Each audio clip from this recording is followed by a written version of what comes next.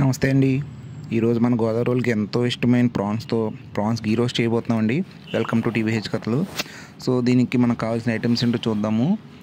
First ధనియాలు, కొంచెం మిరియాలు ఫ్రై చేసుకుని, అలాగే జీలకర్ర కూడా వేసుకుని ఫ్రై చేసుకోండి. దీంట్లోకి మనం ఒక 4 to 5 ఎండుమిర్చి తీసుకుందాం, మనకి ఘాట్ ఎక్కువ కావాలి కాబట్టి. సో దీన్ని అలా ఫ్రై చేసుకుని ఒక మిక్సీ జార్లోకి తీసుకోండి. సో దీనిలోకి కొన్ని అల్లం ముక్కలు తీసుకోండి, చిన్న చిన్నగా కట్ చేసుకుని. నెక్స్ట్ తొక్కలు తీసుకుని వెల్లుల్లిపాయ కూడా వేసుకుందాం. అలాగే కొంచెం జీడిపప్పు, కొంచెం టమాటా కూడా వేసుకుని పేస్ట్ పెట్టేసి పక్కన పెట్టుకోండి. ఆ పేస్ట్ అలా తిక్కుగా రావడం కొంచెం వాటర్ కూడా వేసుకొని సరిపోద్ది. అలాగే ప్రాన్స్ నీట్గా కడిగి పెట్టుకొని దాంట్లోకి పసుపు, ఉప్పు, నిమ్మకాయ రసం పిండుకొని బాగా కలుపుకోండి. సో కడిగేటప్పుడు మాత్రం చాలా జాగ్రత్త, పైన నరం తీసేయాలి, కింద నరం తీసేయాలి. మొత్తం రొయ్యని మాత్రం చాలా నీట్గా కడుక్కోవాలి.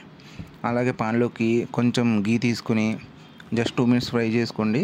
దాంట్లోకి ఆయిల్ వేసుకుని ఒక 3 to 4 tablespoons వేసుకోండి ఆయిల్. దీంట్లోకి మనం కడిగి పెట్టుకున్న రొయ్యల్ని వేసుకుందాం. దీన్ని అలా ఒక 5 to 10 minutes ఫ్రై చేశారంటే మీకు వాటర్ అంతా దిగిపోయి రొయ్యలు గట్టి పడతాయి అన్నమాట. నెక్స్ట్ టేస్ట్ బాగుంటుంది, ఉడకడానికి కూడా త్వరగా అయిపోతుంది.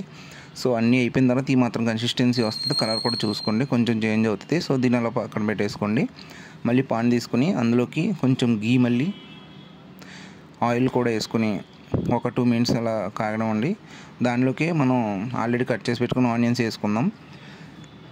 అలాగే ఏమైనా పాత వీడియోస్ మిస్ అయ్యి ఉంటే మీరు పైన చూడొచ్చు, మీకు ఐకార్డులు ఇస్తాను. దీన్ని ఇలాగా మనం పిక్ చేసుకున్న పేస్ట్ అండి ఇది. ఆ పేస్ట్ కూడా వేసుకుని బాగా కలుపుకోండి. ఈ పేస్ట్ అంతా కొంచెం ఫ్రై అయిన తర్వాత నూనె పైకి వస్తుంది. సో అప్పుడు ఇంకా మనకి ప్రాన్స్ ఫ్రై చేసి ఉన్నాయి కదా, అవి వేసేసుకోండి.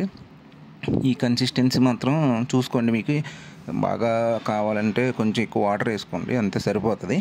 మనం ఇంకో పెద్ద ఎక్కువ అవసరం లేదు కాబట్టి మేము లైట్గానే వేసుకుంటున్నాం వాటర్. సో అలా వేసుకుని బాగా కలిపేసి పెట్టుకోండి. నెక్స్ట్ కొన్ని కరివేపాకును, పచ్చిమిరపకాయలు కట్ చేసి పెట్టుకొని ఇప్పుడు వేసేసుకోండి, సరిపోతుంది. లాస్ట్లో కొంచెం కొత్తిమీర, పుదీనా టాపింగ్స్. కరెక్ట్గా ఇక్కడ మాకు కరెంట్ పోయింది, ఏం చేయలేము. ఒక అరగంట ఆగాము, మళ్ళీ స్టార్ట్ చేస్తాం వీడియో, అంతే. తప్పదు, మాకు అప్పుడప్పుడు అవుతుంటుంది ఇలాగా. ఇంకో ఆప్షన్ కూడా లేదు మాకు. కరెంట్ పోతే దీని మీదే భారం వేసాం, అంతే. ఇంకా నమస్తే అండి, వెళ్ళొస్తాం.